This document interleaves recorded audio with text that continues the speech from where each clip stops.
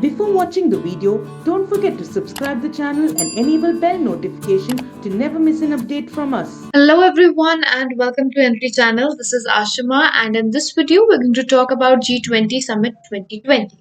Now, this is an annual summit. We all know about G20 and stuff, but there are certain confusions as to why the presidency keeps moving, or why are these countries together for any purpose? Why are these 20 countries or unions all together? And what was the need of this? And there are various other questions that come around. What is the importance of it? What importance does it hold on the world level or world political level? So we'll be talking about all of those stuff in a bit of details.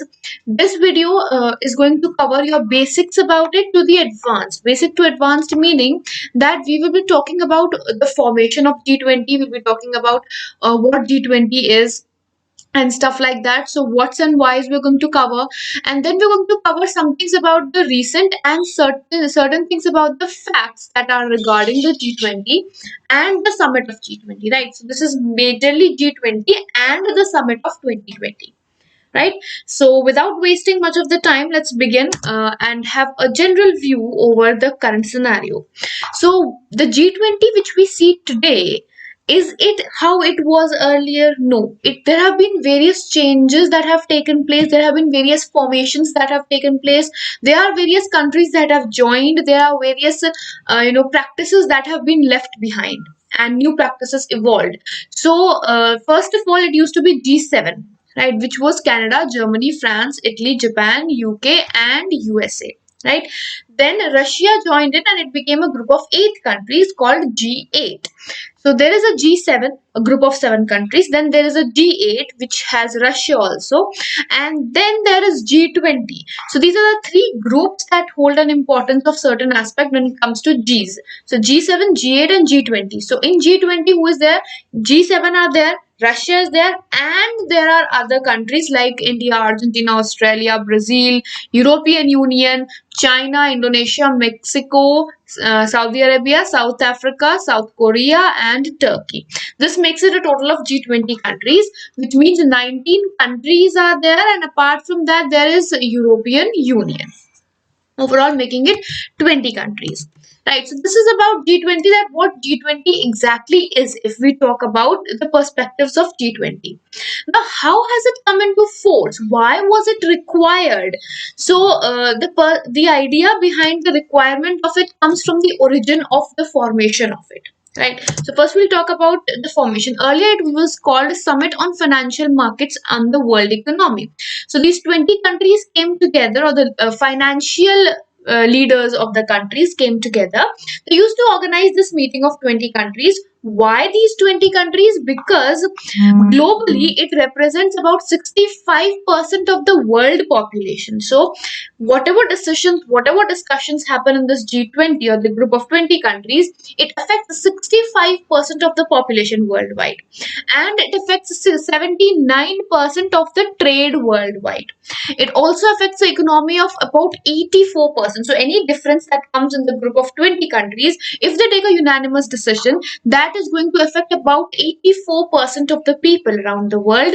And the carbon emissions by these countries contribute to 75% of the whole world level. So all over the world, whatever amount of carbon emissions are there, 79% of it comes from the G20 countries. That indicates that if G20 countries take strict actions against carbon emissions and they take strict policies regarding it, that is going to help in development of the world and reduction of carbon emissions, development of the economy, development of the trade, and of it's going to affect the population as a whole also.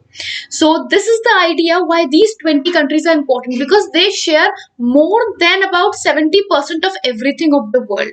More than 70% of everything of the world will be affected if G20 comes together or takes a decision. So earlier it used to be only the financial leaders that used to meet, and that was G20. Later on the leaders started to meet.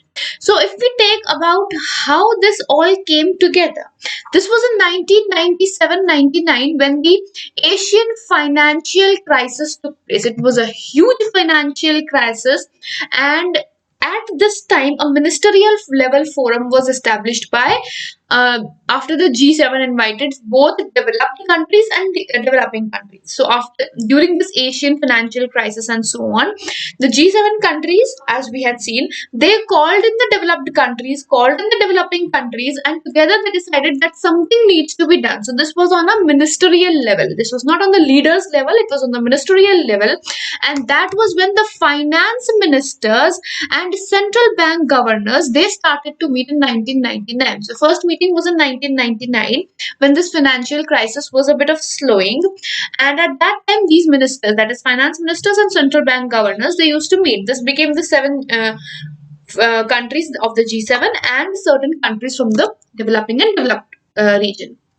Then happened the 2008 financial crisis. Now, in the 2008 financial crisis, they saw that there is a huge political level control that can be developed, and that is going to affect the worldwide. That's when it was decided that annually, at least once, all these 20 countries leaders should meet, because it is the leaders who are going to implement it much better, who are going to discuss the issues much better. They know all the perspectives of everything. So that is when it was decided that now after the 2008 crisis, it was decided that G20 will also have the leaders summit, which we organize it these days. So this was the idea that politics needs to be built or brought inside the picture, right? So now, how are these summits prepared, or how does it work? So basically, first of all, there are no headquarters of G20. There is no secretariat also of G20. There is nothing of such of G20. There are five groups, although of these 20 countries, we have five groups of four countries each, and the presidency rotates between these groups. Right, so presidency is not like all the 20 countries like in BRICS. It rotates in the acronym series. But over here, it does not rotate like that. There is a group which has been created. So five groups of four countries each, and not more than four countries are there. These 19 countries have been divided. European Union has been excluded. So presidency rotates between these groups. So every year, G20 will select a country from another group. From each group, a country is going to be selected, right? And that is going to be the president, right? So I'll show you the group over here. This is the first group, which has Australia, Saudi Arabia. Just let me change the color. Yeah, so Australia, Saudi Arabia, Canada, and United States of America. That comes under group 1. Then we have group 2, which has India, Russia, South Africa, and Turkey. Then we have group 3, which is Mexico, Brazil, and Argentina. Then we have group 4, which is France, Germany, Italy, and United Kingdom. Then we have group 5, China, Indonesia, Japan, Republic of Korea. These are the 5 groups in which the divisions have been taken place. Now we need to remember the group of India, that is India is in group 2, which has Russia, Africa, and Turkey as the part of it as well. Right, so there is no permanent secretariat, no headquarters. The chair country is the one which is responsible for everything. They consult, they create the agenda, they create the meeting, they schedule the meeting. Everything comes from there, right? Now, when is the presidency of India coming up now? That is the question. So, as of now, the presidency is under Saudi Arabia, and then it is going to go towards Italy, and then it is going to go towards another country. So, Japan has already happened in 2019. Japan had taken. Right now, in 2020, Saudi Arabia has taken. In 2021, Italy is gonna take. Then group 3 is gonna go in 2022, and in 2023 we are going to get. So in 2023, group 2 will get the chance, of which India is going to get the opportunity to be the host of G20 meeting. Right, this is the rotating. So they do not take it to all the 20 countries. They create the groups, and now the groups decide who is going to take the presidency whenever the turn of the group comes in. Right, now how does G20 work? Now there are two tracks which are followed. Now it is not that the leaders come. Now leaders meeting is hardly of 2 days, so they can't do everything in those 2 days. So there are two tracks which are also followed. One being finance track, one being Sherpa track, and then after that we have the leaders summit. right? So finance track comprises of meetings. Now when finance track comes, it comes all these MPs and ministerial level, you can say. So at the ministerial level, meetings are organized in the finance track. So central bank governors, finance ministers, their deputies, all of them will meet once a year, and their focus is going to be on the monetary policies, on the fiscal issues, on the financial regulations, on the financial crises that are being taken care of, new regulations that need to be put up, any new decision has come on the world level, that will also be discussed. So all the finance things are discussed by the certain group of governors and finance ministers. Then comes the Sherpa track. The second track is the Sherpa track.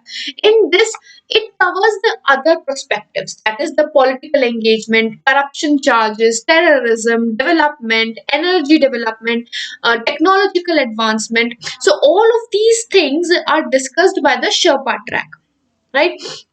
Every G20 country has its own Sherpa who will represent it in the Sherpa meeting that is going to be held. So whenever the Sherpa meeting is, every country has its own Sherpa, its own leader, and they are sent.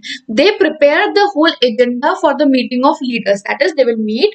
Sherpas will discuss everything about all the wider prospects, and then all the shortcomings or the listings that are made, not shortcomings, the listing of the important topics that has been made that needs to be discussed by the leaders, that is decided, and then comes the leaders summit. So now when we talk about Sherpa, who is the Sherpa of India? So for India, it is Suresh Prabhu. For India, for 2020, the Sherpa of India was Suresh Prabhu. Suresh Prabhu is the current Sherpa of India for G7 also and G20 also. Right? He is a Rajya Sabha MP, a member of Parliament, and the Sherpa of India.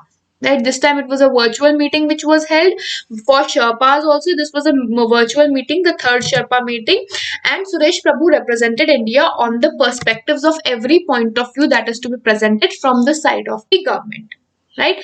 Now, when these Sherpas and finance ministers meet, we come to a listing. Whatever the listing or the important topics are left out or that needs a further discussion or the requirement of the leaders to discuss, that is listed out, and then the leaders discuss so that their time is not wasted on the points which can be discussed by other people also. Right? Members we have already discussed, but there is one observer. Now every time a G20 meeting happens, there are certain observers or other nations that are called upon the meeting, but Spain is not a member, but it is a permanent invitee. That is, every year, since Spain is a part of European Union, so it does not get a membership, but it is a permanent invitee. That is, every year it is invited to join the meeting of G20. Right? So it's not a member, but it is a permanent invitee. This year, apart from Spain, which other countries were there? That was Jordan was there, Rwanda was there. So we had Jordan as the watching member, Rwanda as the watching member. Spain was already there. Then we had Singapore, Switzerland, and UAE and Vietnam. Vietnam had also hosted the East Asia Summit also. Vietnam was the host of East Asia Summit also. So these plus Spain. So these were the observer nations that were there for 2020 G20 Summit. Right? So we have discussed about the group, we know about the formation. Now, is this the only meeting that is held? Don't we have a specialized sector on that? Yes, we have specialized sector also. Specialized sector as in being that there are various groups in G20 that also meet. Like for business, we have B20. For civil societies, we have C20. Labor, for thinking about labors and their engagement and their rights, we have L20. For the meeting of think tanks of the countries, it is T20. For youth, it is Y20. For Sherpas, we have Sherpas meeting, right? So these kind of organizational or engagement meetings are also held between the in the G20 or the group, right? These are also all the annual meetings. Now, since G20 takes on these so many steps, we have certain prospects also. We take a decision on so many things.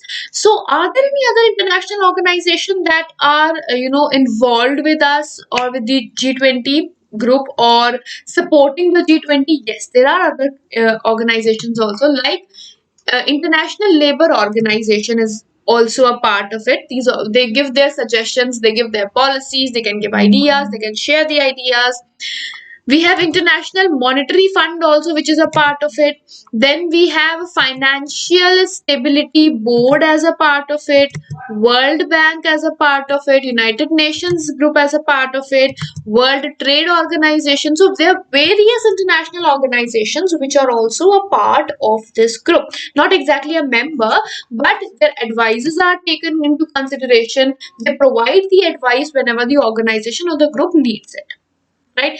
And the group talks about everything, every problem that each country is facing, right?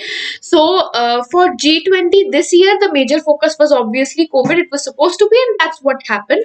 Apart from that, India also suggested that, it was suggestion from India, that there should be new indexes being that all the indexes should be classified now as post COVID index. That is, any index or ranking that happens, that should be now post COVID, because before COVID, the countries were developed on a different scale. Now they have a different scale, completely different scale, because all of them have been hit economically. So new index should be given a new shape, and they should be named as post COVID ones now, right? Now in the G20, as we have seen, we have a lot of flexibility, because we can take new challenges very easily.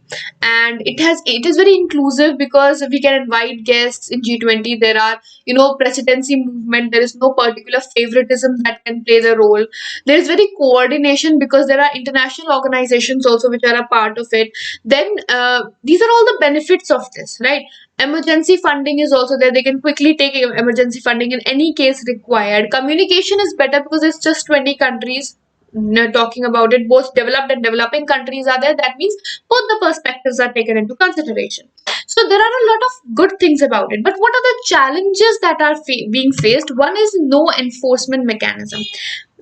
Any decision, any policy that is made by G20, it does not have any form of enforcement. It's just a simple exchange of information that happens. That France is telling India about certain thing. Argentina is telling Brazil about the events that are happening or what can be done. But there is nothing to enforce those laws. There's nothing. There's no consensus that happens that these should be followed. This should be done. That should be done. Nothing is there.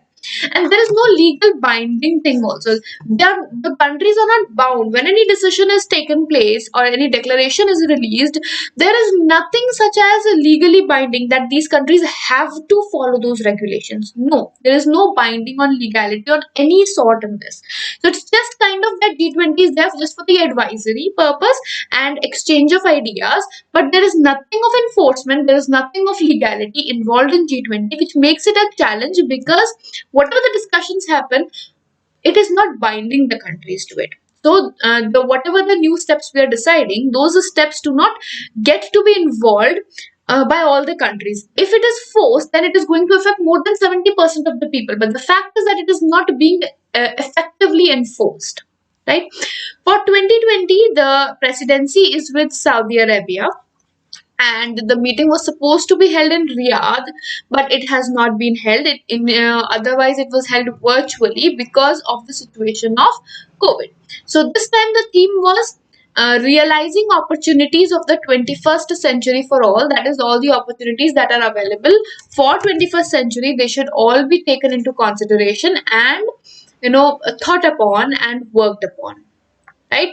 So this was about the meeting that was held recently, and what all perspectives have been seen regarding the summit that was there, right?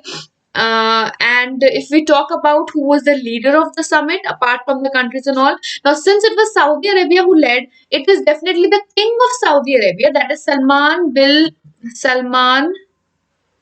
a minute over here, yeah. Salman bin Saud. There's some other names also, Salman bin Saud, as I'll say. So Salman bin Saud was the king, who is the king of Saudi Arabia. He is the one. He's also the current president, and he is the king, and he is the one who led the summit. He was the leader of the summit, right? So over here, We have covered a lot about G20. I've told you how the elections take place of G20, how the countries take the presidency, how it was formed, why it was formed, what are the phases of its formation, the current theme, and the current invitees and others we have got to know about. I hope this video has been helpful to all of you who are seeking information about what G20 is, how G20 functions, and everything like that. So if you find this helpful, do hit the like button and share the video as much as you can. Thank you so much for being with us and hope for a wonderful day ahead for you.